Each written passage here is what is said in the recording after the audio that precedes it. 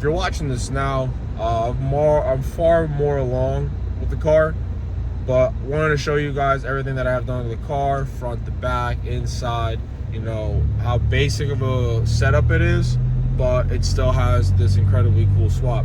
So furthermore, let's get on to part 2, get more into the detail, and then we can start getting more into the advanced stuff that I want to get done to the car, and I hope you guys are going to like that more. So keep watching, you know, and enjoy. All right, so I figured we start from the back and then work our way over to the front. So we'll start with the back where it's like real simple. All I got is a nice little simple cord back here for the trunk release, and that's it. Yes, there is a big gaping hole. That hole was there because I cut that out. Originally, I was going to run a fuel cell, but I decided I ended up staying with the stock gas tank. Now that gas tank has a modified hanger where I drilled out a larger diameter hole, put a AN fitting inside there, and I ended up feeding it 255 Works in-tank fuel pump, going through that fitting, and everything right now is all rubber fuel pressure hose. I only wanted to do rubber fuel pressure hose because I didn't want to do AN hose because there was a lot of cutting and fixing and correcting with this. So I know if I was going to do it with the braided hose, it was going to be extremely expensive. And it was going to cost me a lot of money because I was going to make a bunch of mistakes trying to figure out where I was going to route everything on here. So I did it with rubber hose, which is fine. I'm going to use this rubber hose for some other projects, which is no biggie. But it is a 255 Works in-tank pump going from a stock hanger that was modified, feeding to this Works 2.5 liter surge tank.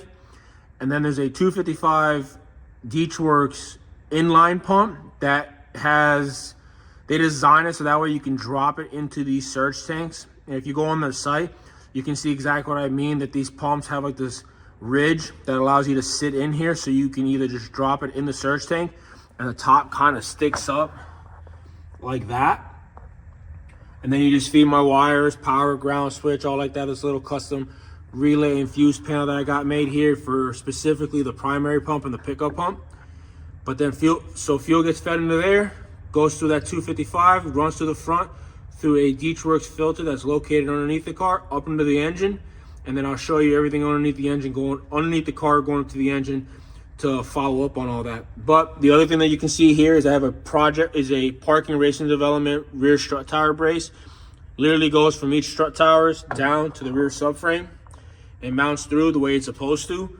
That is the proper way to fully reinforce these E46 subframes, and not just by this brand. Other brands like SLR, Max Speeding Shop, they also, or Part Shop Max, I think it is, they also have this exact bracket. But this is the proper way to reinforce E46 rear subframe mount locations. Super common problem for these to be breaking, so this is the best way for me to go ahead and fix it. But I mean, pretty much this is it. Nothing crazy, nothing spectacular, nothing out of the world. This is pretty much the only thing I got going on in the back here. So now we're done on the back. Gonna move you on here into the rear to show you exactly what I ended up doing to the hanger. So what I ended up doing, as you can see here, stock hanger on the passenger side, which is where your primary pump is at.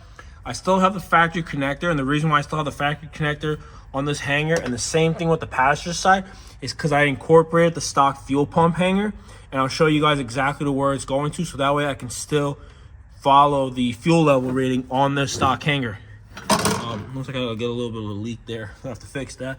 But I ran this fitting here. My buddy Corey Misko showed me exactly which fitting I ended up having to get. And this allowed me to run these power lines through so that way I can give proper voltage to the pump. Seeing since the stock lines or power wires that feed the pump are super weak, don't allow the proper amount of voltage so you don't get the full output out of the pump. Ran that, and then I ran these two fittings, which is just a 6AN to 3/8 barb fitting with a 6AN inline fitting here, where I just drilled through the original hanger where the original feed was for this, drilled it out, and then I ran a rubber hose going to the 255 in-tank pump, and it's been working perfectly fine. On the passenger side, what I ended up doing, same thing, return hose going from the surge tank for the overfill, and then there's a breather hose there that I ended up screwing into there, so that way I had some ventilation coming out of the tank whenever I was filling. Pretty much just to vent it, so that way as I'm filling the tank up, I'm not having fuel splash back on my fuel fill element. But I mean, that's pretty much it here in the rear. Now inside, going to the front, I am running a Sparco Racing Halo seat. Just running a Corbu passenger, nothing crazy. Race Quip race harness. Right there, that's my little Amazon makeshift cheapo shifter that I am going to be chucking out. So I just choked on there again. I'm going to be chucking that out, and I'm going to be running a gorgeous PMC shifter that I can't wait to throw on. Willwood 3/4 brake master cylinder, and that's going to my rear calipers for the dual brake caliper setup. I mean, that's it on this side. Walk you guys over to the driver's side, which is where I can show you exactly what I was talking about for the fuel filler. And here you can see, got ourselves an energy steering wheel with a Haltech IC7 digital dash display. So right now I'm only running the OBD2 connection digital dash display. Eventually I'm going to run over to a standalone, so that way I can free up my OBD connection. And the reason why I have an OBD connection is because this entire vehicle, the engine wise, is powered by a Ford Control race pack. The reason why I want that OBD2 connection to come off is because I want to be able to keep my HP Tuners MPVI3 connector. Here it is. And this is what I'm running to tune it. So I would like to keep that plugged in there so that way I can run data logging and take readings of how the car is running while I'm in drift and stuff like that, just to go back to my tuner. But right now I'm running the OBD setup. It's no big deal. It works. I have no issues. Just would literally like to have that plugged in. But this is pretty much the setup in the front here. Nothing real crazy. It's still running off the original BMW key. I ran all the wiring for power supply and everything like that off the factory key to the factory wiring to a power distribution box that I have underneath here. And that's pretty much it. Super simple in the wiring. It just was more technical than I needed to be because I just overthink too much. I mean, that's pretty much it for there. And now we're gonna come back up here into the engine, which I know some of y'all have been really trying to figure out how the hell did all this fit. So first off, I'm gonna start out by talking about this steering shaft. So it's kind of a pain to see, but there's a steering shaft right here. And I had to clear it with cylinders 7, 8 runners going underneath the steering shaft. And then I have cylinders 5 and 6, one going on one side of the steering shaft and another one going on the back side routing down, which is this pipe right here that I'm pointing at. Now, what I ended up doing for the steering shaft was I ended up getting originally a Siki steering shaft linkage. And if anyone knows Siki, Siki's been around forever. They were the original LS guys swap kit that were around. If you ever been to their FD events or ever been to an FD event, you would see their stand around, and they had all the brackets and shift linkages and steering column shafts, all that stuff. They usually ended up having all that laying around to show people when they were doing LS swaps. So I originally had bought that shaft from them, threw it on there, and the problem was that it was just too tight. And what I mean by it was just too tight was there's a linkage right here. This joint was pretty much putting me right up against cylinder 8 pipe. Right now it looks like it's up against it, but it's not. I do have some clearance. I have another shaft that I modified, and I had some machine work done to it to thin it out. Still strong, but it gives me much more clearance. And I still have the functioning of the steering wheel, being able to move it up and down like the factory does, the whole tilt scope setup. So what I ended up doing was I took what's called a DD bar. I don't know if I still have it around here. Probably do. Don't mind my shop. It's a mess. Don't mind the fenders. Got some new ones. I do. Here it is. There we go. So this bar here, picked it up from All-Star Performance. It's called a DD shaft. And for what you guys don't realize, it basically looks like 2 Ds, like the back ends. And that's basically what every manufacturer runs, like Condor and Siki, that they run on their steering shafts. So what I did was I just took the U-joints, were Flaming River parts that you can get from like Summit Racing, Speed Motorworks, I think is what it's called, or Speedway Motorworks. Any kind of like place that sells Flaming River components. Find out the exact DD size you need, the spline count drive that's on the steering column, the spline count drive that you need on your steering rack. And I ended up making a longer DD shaft than what would come like on an LS swap. And it gave me enough clearance, because the one thing that was gonna leave me stuck doing was having to modify the steering shaft hole and moving my steering column over about 3/4 to an inch. And I didn't want to do that. I wanted to modify this and make this in a way where I didn't have to cut, move, trim, and do all this extra stuff for no reason. I wanted everything to just be simple dropping, simple placing. And that honestly wasn't that bad. That was actually super easy to figure out. Once I had that where I wanted to and I was able to get my measurements, then that's when the header work started. And the header work, as you can see, it's got some crazy loops going around. I'm real close to the motor mount over here, which is no biggie. And then later cylinder 8, which is probably the biggest headache right here. That was a cinch. After I got that shaft style made and I was able to get the clearance and everything like that, that shaft is no big deal. As long as I keep my column where it's at with this shaft, I've got no problem. The modified one allows me to move my column up and down, no issues. And that's pretty much it. This side was a lot easier, a lot less of a headache, much more room to work with, except for when I came down, I got real close to the lollipop for my steering angle kit. Was able to fix that, so everything's great on that, and I'll give you an image of guys underneath of what the headers look like. But that's pretty much it from that. Everything else on here is pretty much OEM. I'm running an E46 OEM power steering pump. And what I ended up doing was I ended up making a custom mount bracket for that steering pump. As you can see, custom made bracket, E46 steering pump. This is an LF30 steering pump. For anybody that doesn't know, this is the upgraded style BMW pumps. Pretty much looks a lot and resembles a lot like a GM Type 2, GM Type style power steering pump. And they're the stronger ones, less likely to problems and stuff like that. Specifically if you have like an OEM. Usually aftermarket ones you can get away with, but I've got an OEM one here and I've got no issues. But it's using a Ford tensioner here from an F-150, because originally what used to be located where the pump is right now is where the AC compressor used to be for these Coyotes. So what I did on the F-150 is the F-150 actually uses this belt tensioner on the same side as the AC compressor. The Mustangs don't have this. They use one giant belt that loops all around on all this stuff. So what I ended up doing was I ended up taking a tensioner, a specific size belt, which I have measured. I'll have that down in the description. And welded a bracket that lined everything up.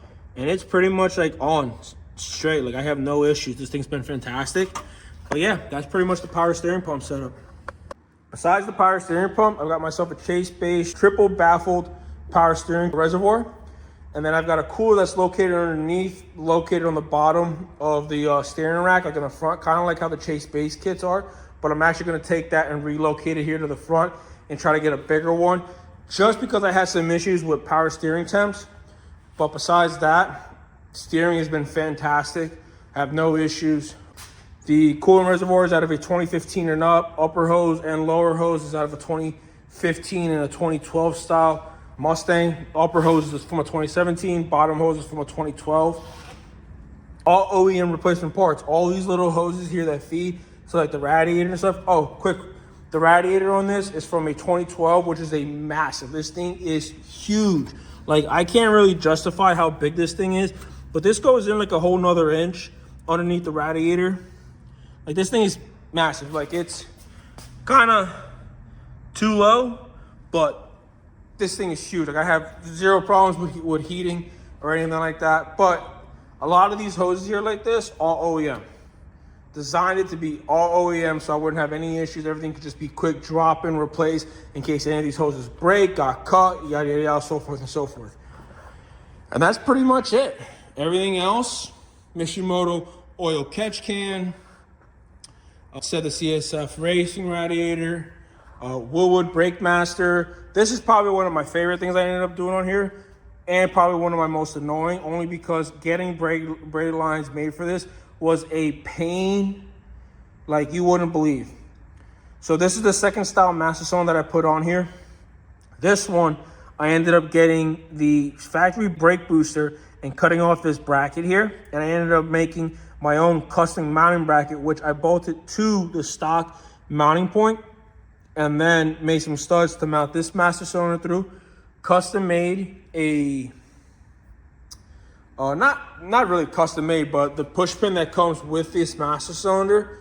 What I ended up doing was, if you take the brake booster out of a stock E46, I ended up cutting that off, and I ended up taking the end that goes onto the brake pedal, and I ended up tapping and drilling, well, drilling first and then tapping a hole right in the center of that rod, and I was able to adjust that and make it like my own adjusting style pin, so I can mount it to the brake pedal, so I can bring the pedal closer, further back, and it pretty much feels like OEM with the size master I have and everything. Maybe a little bit stiffer, but it's perfect. No issues whatsoever. The only thing that was the biggest pain in my was the whole doing the braided lines. I could not get the fittings made for the life of me until I got a new tool, and it made the job 100 times easier. And I've been golden since then. But it's all stock brake calipers, front and rear. Stock brake caliper, like I said, 330. The only difference is on this setup, I have Seams Legit Garages, still their version 1 brake caliper setup. This is an E39 brake caliper, and it's been working fantastic. When I first got in contact with Mike over at Seams Legit, he was like surprised and ecstatic that someone was still running their V1 kit. It's never let me down, never had any issues. I don't plan on getting rid of it until it completely tell me that I can't get E39 calipers anymore. Besides that, everything else is pretty much super simple on the top side. BC Racing, BR type coilovers, SLR Ultra full angle kit, SLR front sway bar. Oh yeah, the only other thing, radium fuel pressure regulator that's routed down to the filters, and I'll show you guys underneath all that. And I mean, that's pretty much it. Everything else on here, super straightforward. The engine, like I said, I rebuilt myself. The only other mod that I did to this was, the biggest problem with these Coyote engines is the cylinder 8 issue with it overheating. There was horrible cooling going, especially on the Gen 1s. There was a bad cooling passage going to cylinder 8 in the backside of this head. And plus, with the header routes originally on the OEM style, it doesn't really benefit the lack of cooling plus the extra heat from the pipe. So it causes excessive heat on that cylinder and ends up burning up the ringland. I was super lucky that the block wasn't scored, but the piston was really jacked up. I'm pretty sure I still have this thing laying around here, piston-wise. Got all this stuff laying around. Yeah, I still do. Right there. This is the piston that came out of there. Completely melted off. Like I said, thank God the block was fine, no issues, but yeah, ripped off a chunk. Good one. So that's it from the top side. Nothing else really to talk about. Besides, I've got a Ford control pack. Like I said, I think I said that earlier, a Ford Racing control pack and a factory engine harness. And that's pretty much all I needed here besides the custom mount brackets. So, promise to show you guys the underneath. So, there, as you can see, my headers are a 4-to-1 collector header that is going from a 3-inch outlet, and I reduced it to a 2.5. No reason to run 3-inch on a N8 engine, but there it is. You can see everything underneath there, or underneath here, is pretty much straightforward. It is tight. I did have to massage the inside of the bell housing. Let me see if I can. Had to cut out that support there that was originally in the stock bell housing just to make some extra room. But some reflective tape, try to keep some heat away. Braided line. This is powered by a McLeod. I think I said that right. A McLeod or McLeod, whatever, however you say it. Super Street Pro or Super Street clutch. Been fantastic, no issues. The custom mount bracket for the trans. Like I said, eventually I want to redesign this so that way I can hopefully run the E46 style motor mount trans mount brackets. so I don't have to worry about things like these studs sticking out and that trans mount getting real soft and stuff. There it is. 3.5-inch aluminum. I don't know if you guys can really see the linkage, but 3.5-inch aluminum drive shaft going all the way back to, sorry about that, right there, stock rear diff. I am running the stock rear diff, and that's just an adapter plate supplied by Seems Legit Garage. They make the adapter plate so you can fit a 1310, a 1350 U-joint flange. You can bolt it up to any E46 6-bolt or 4-bolt rear. So if you guys plan on doing any of these swaps or want to get yourself a custom one-piece drive shaft, Seems Legit also makes their own one-piece drive shaft. So if you need to, go hit these guys up. They have been phenomenal with me, and they make the best stuff. So if you guys need parts, go check them out. But that's pretty much it underneath, besides the FDF rear. Oh, I don't want to forget that. I'm running the FDF lower control arms for the camber, Drift Tech, toe adjustable rear brackets, stock axles, BC, yeah, and that's it. You know, nothing beyond crazy with this setup. Roll around here on a creeper while I show you guys all this. There's the hole underneath. Don't worry about how I have this jacked up. This isn't gonna be up low. I'm dropping this down. But yeah, you can see there's still room here from the power steering pump.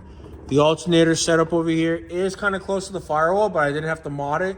I still have more than enough clearance. Everything is perfectly centered. Everything's pushed back for the center of gravity.